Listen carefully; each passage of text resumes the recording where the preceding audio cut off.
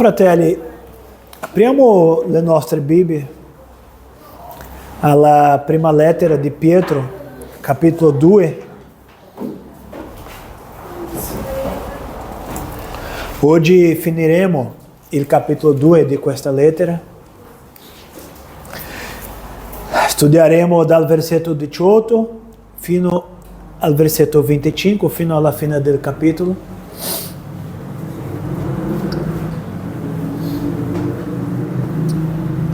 Impareremo sull'esempio perfetto della sottomissione.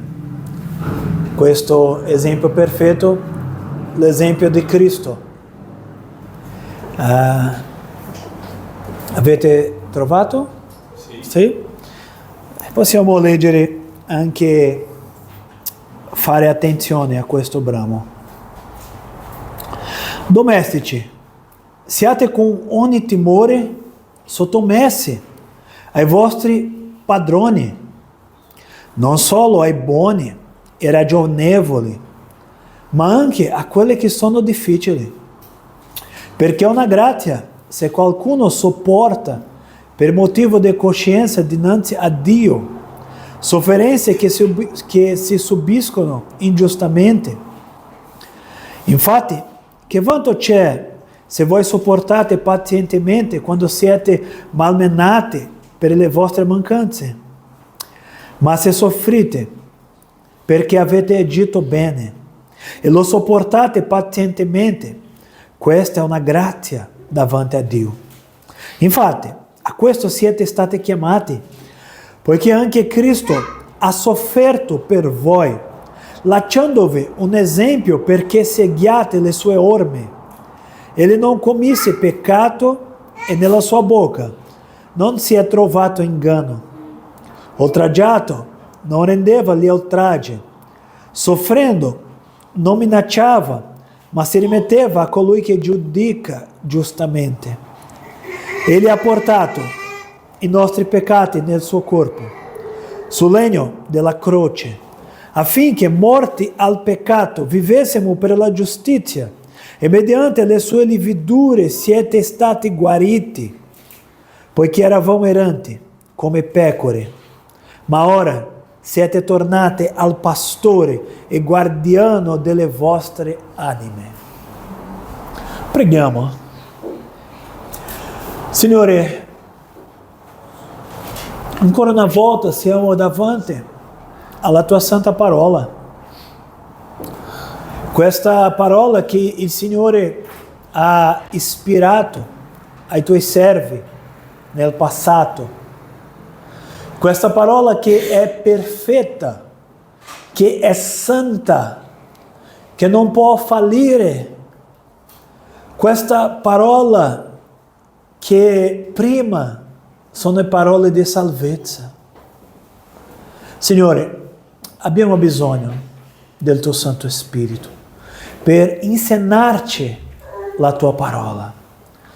Io sono sicuro che non sono capace di insegnare giustamente la tua parola e che tutti noi abbiamo bisogno del tuo Santo Spirito a insegnarci, a mostrarci, a guidarci nella tua verità. Signore, aiutaci ancora una volta stamattina a imparare la tua parola.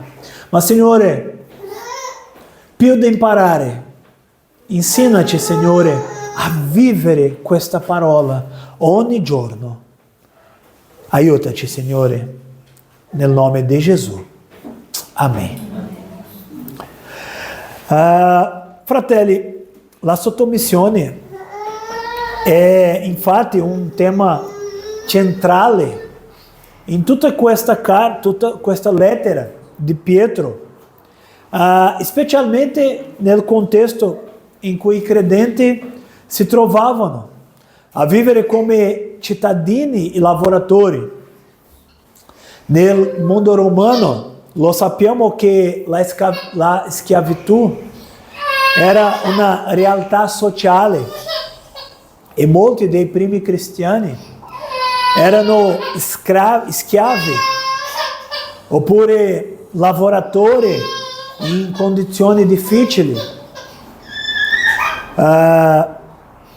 Pietro scrive loro non per incitarli alla ribellione, ma per incoraggiarli a sottomettersi ai loro padroni, anche quando questi si dimostravano ingiusti.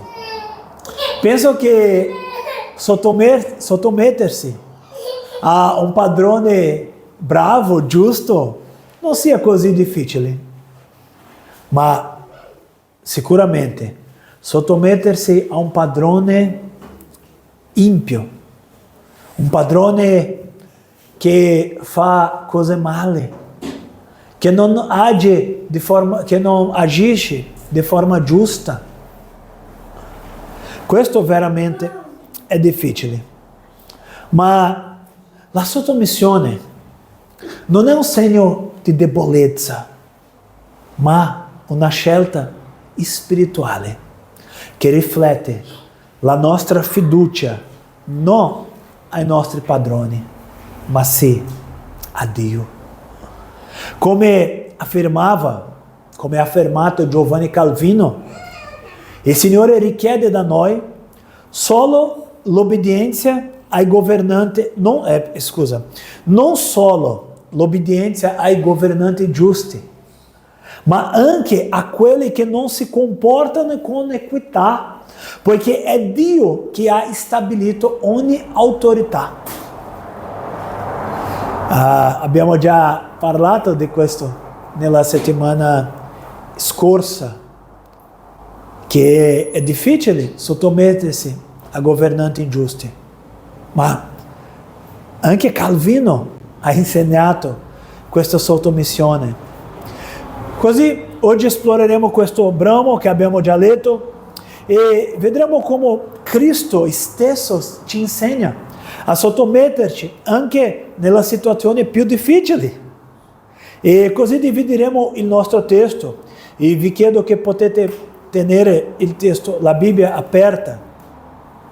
Divideremo questo testo in 3 parti. Prima, la sottomissione nonostante l'ingiustizia. Secondo, la sottomissione come segno di fedeltà a Dio. E alla fine, il modello di Cristo come esempio perfetto di sottomissione.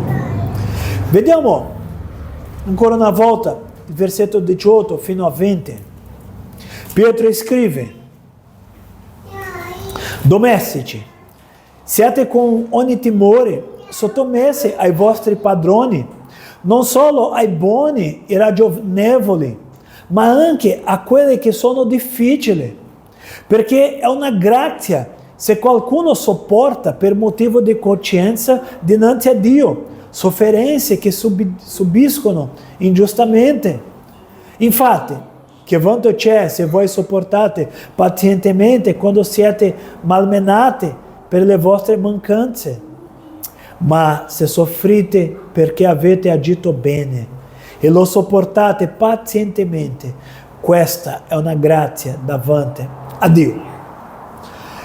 Pietro in questo versetto 18 si rivolge ai servi, e il testo dice domestici in italiano, ma questa parola è la stessa parola per servi, oppure per schiavi domestici. E Pietro scrive dicendo che loro che dovevano sottomettersi ai loro padroni con tutto rispetto. E questa è la nostra sfida, perché Pietro scrive che non solo a quelle buone, a quelle comprensive, ma anche a quelle difficili, ingiusti. Qui possiamo anche fare un parallelo. Dobbiamo sottomettersi ai padroni ingiusti, ai professori ingiusti, coloro che non ci danno un buon voto quando abbiamo fatto un bel lavoro, oppure dobbiamo sottomettersi ai nostri genitori, anche quando non conoscono la verità, anche quando non fanno sempre quello che la Bibbia dice. La Bibbia dice. La parola greca che Pietro ha usato qui è oiketai. Quella si riferisce specificamente ai lavoratori domestici. Ma questo principio, come ho detto, si estende a tutti i cristiani che si trovano sotto autorità. Se siamo sotto qualche autorità, anche siamo chiamati a questa sottomissione, anche di fronte, come ho detto, all'ingiustizia. E a noi, almeno a me, questo sembra paradossale, perché come un credente deve continuare a servire un padrone crudele? Non ha senso, sembra non avere senso. Ma la risposta è radicata solo nel timore di Dio. Pietro ci ricorda che il nostro servizio non è solo per i nostri padroni terreni, ma è principalmente per Dio. Come la stessa parola di Dio ci insegna, tutto che facciamo dobbiamo fare non per gli uomini, ma per Dio. Questa è la vera sottomissione. Quando serviamo con un cuore sottomesso, onoriamo Dio, indipendentemente dalla giustizia o ingiustizia del trattamento che riceviamo. Nel versetto 19, abbiamo già letto, Pietro continua dicendo, perché è una grazia, fratelli, mamma mia, è una grazia. Se qualcuno sopporta per motivo di coscienza dinanzi a Dio sofferenze. Sa che il mio cervello umano non riesce a capire come questo può essere una grazia. Servire, onorare coloro che fanno cose brutte contro di noi. Ma Pietro dice che la sofferenza per causa della nostra fede, quando sopportata con pazienza, diventa un atto di grazia agli occhi di Dio. Questo non significa sicuramente che dobbiamo cercare la sofferenza come alcuni hanno fatto nel passato, di soffrire per essere più santi. No, non dobbiamo cercare. È normale che nessuno di noi piace la sofferenza. Ma se quando essa arriva, il nostro atteggiamento di sottomissione può diventare una potente testimonianza della nostra fede. E questo, e dobbiamo anche ricordare che Pietro ha scritto questo non per noi che affrontiamo la sofferenza, ma Pietro ha scritto questo per una chiesa che passava per persecuzione, una chiesa che molti erano schiavi. E Pietro scrive e dice, sì, dovete sopportare la persecuzione, la sofferenza, ma tutto questo per la nostra fede. Fratelli, dobbiamo pensare su di questo, l'importanza. E Pietro in questa prima parte conclude nel versetto 20, e Pietro afferma che non c'è merito nel supportare la punizione per colpe che abbiamo commesso. Sì, se abbiamo commesso qualcosa di sbagliato, sì, sicuramente dobbiamo soffrire le punizioni. Non c'è merito in questo. Questo è il corso normale. Ma quando soffriamo per aver fatto il bene e lo sopportiamo con pazienza, allora Dio si compiace di noi. La seconda lezione che impariamo: la sottomissione come segno di fedeltà a Dio. Versetto 21 a 23. Infatti, a questo siete stati chiamati, poiché anche Cristo ha sofferto per voi, lasciandovi un esempio, perché seguiate le sue orme. Egli non commise peccato e nella sua bocca non si è trovato inganno. Oltraggiato, non rendeva gli oltraggi. Soffrendo, non minacciava, ma si rimetteva a colui che giudica giustamente.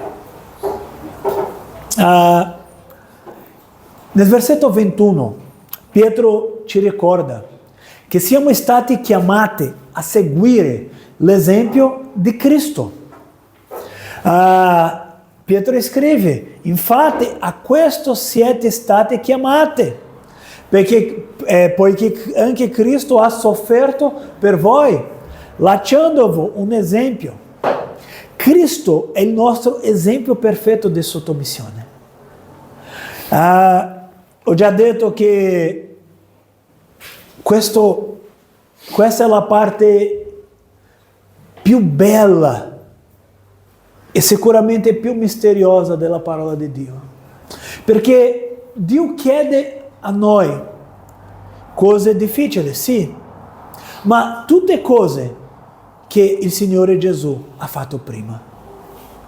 Dio richiede a noi la sottomissione, ma Gesù è il nostro esempio maggiore di sottomissione. Cristo è stato offerto ingiustamente e conosciamo bene la sua storia. Non ha risposto con vendetta, con ira. Questo è un insegnamento profondo. Anche quando siamo trattati ingiustamente, dobbiamo rispondere come ha fatto Cristo, con pazienza e fiducia in Dio. Dopo Pietro, per mostrare queste immagini, cita il testo di Isaia 53, quando Isaia, che faceva questa profetia del Messia, dice che ele non commise peccato, versetto 22, ele non commise peccato e nella sua bocca non si è trovato inganno. Questa citazione profetica ricorda che Cristo, essendo innocente,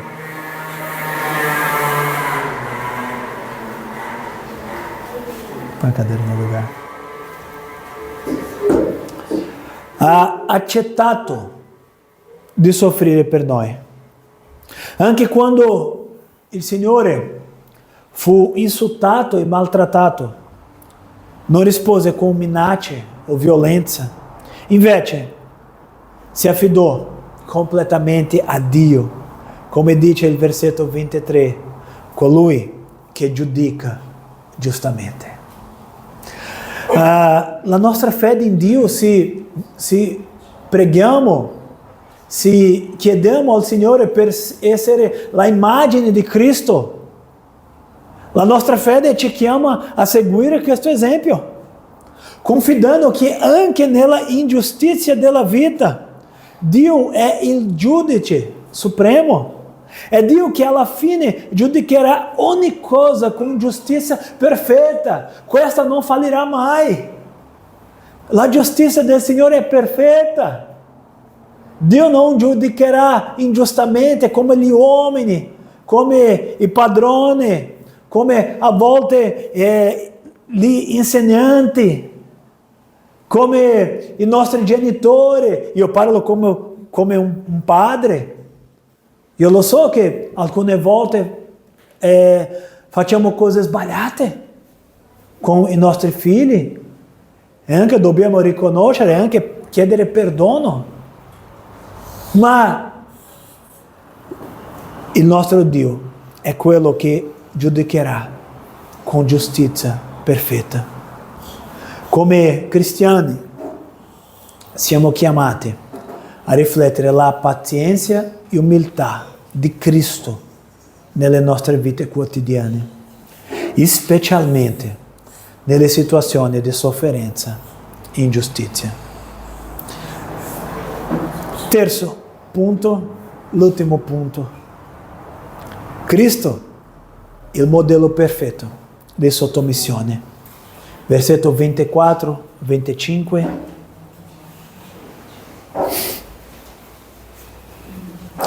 Egli ha portato i nostri peccati nel suo corpo, sul legno della croce, affinché morti al peccato vivessimo per la giustizia, e mediante le sue lividure siete stati guariti, poiché eravate erranti come pecore, ma ora siete tornati al pastore e guardiano delle vostre anime. Nell'ultima parte di questo brano, Pietro ci ricorda il significato della morte di Cristo. Perché Cristo è stato morto se Cristo non aveva nessun peccato? Cristo non aveva mai peccato. E se la parola di Dio dice che lo stipendio del peccato è la morte, Cristo non doveva morire, giusto? Ma cosa scrive Pietro? Egli ha portato i nostri, versetto 24, egli ha portato i nostri peccati nel suo corpo, sul legno della croce, affinché morti al peccato vivessimo per la giustizia, e mediante le sue lividure siete stati guariti. Qui vediamo non solo l'esempio di Cristo, ma anche il suo ruolo di Salvatore. Non solo ha sofferto ingiustamente, ma ha preso su di sé i nostri peccati. Altra cosa grandiosa. Il Signore ha sofferto ingiustamente e anche ha preso i nostri peccati.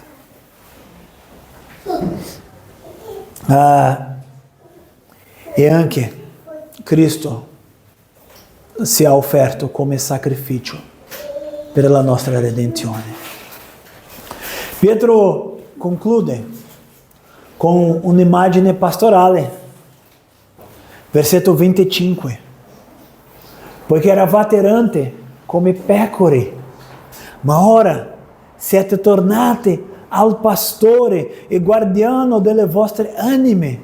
Cristo non è solo il nostro esempio di sottomissione, ma anche il nostro pastore che ci guida e ci protegge. Come pecore smarrite, eravamo perduti, ma Cristo ci ha ritrovati e ci ha ricondotti alle sicurezza. Questa immagine ci dà speranza e conforto. Cristo non solo ci ha mostrato come vivere in sottomissione, ma ci ha anche redenti e ci custodisce come un pastore premuroso. Possiamo affrontare le difficoltà e le giustizie della vita, sapendo che il nostro pastore ci guida e che la nostra fedeltà sarà sempre osservata. Cristo ha sofferto per noi, ha portato i nostri peccati e ci ha mostrato come vivere con pazienza e sottomissione. Come ho detto, la chiamata alla sottomissione non è facile, ma un riflesso della nostra fede in Dio e della nostra fiducia nel suo giudizio perfetto. Mentre seguiamo l'esempio di Cristo, possiamo essere certi che la nostra vita glorificherà Dio. Non solo imitiamo la sua sottomissione, ma anche la sua speranza. Come disse Matteo Henry, se Cristo ha sofferto per noi, chi siamo noi per lamentarci delle sofferenze di questa vita? Se Cristo ha sofferto per noi, chi siamo noi per lamentarci delle sofferenze di questa vita? Che possiamo vivere per la gloria di Dio, confidando che Lui è il nostro pastore e custode. Preghiamo.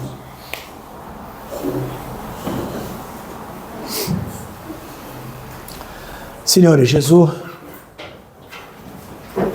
ti lodiamo perché tu sei il nostro esempio perfetto, esempio di vita, di sottomissione, di fiducia in Dio. Signore, infatti è difficile essere sottomessi alle persone male, alle persone che hanno atteggiamenti difficili per fare il male. Però, Signore, la tua parola ci insegna che sopportare con pazienza è una grazia davanti a Dio. Per questo, Signore, chiediamo, aiutaci. Aiutaci a soffrire con pazienza. Aiutaci, Signore, a essere sottomessi, non ai governi, ai nostri padroni, ai nostri insegnanti, ai nostri genitori, ma, Signore, prima insegnaci a essere sottomesso a Dio, il nostro Signore, il nostro Padre maggiore. Così ti chiediamo, nel nome di Gesù. Amen.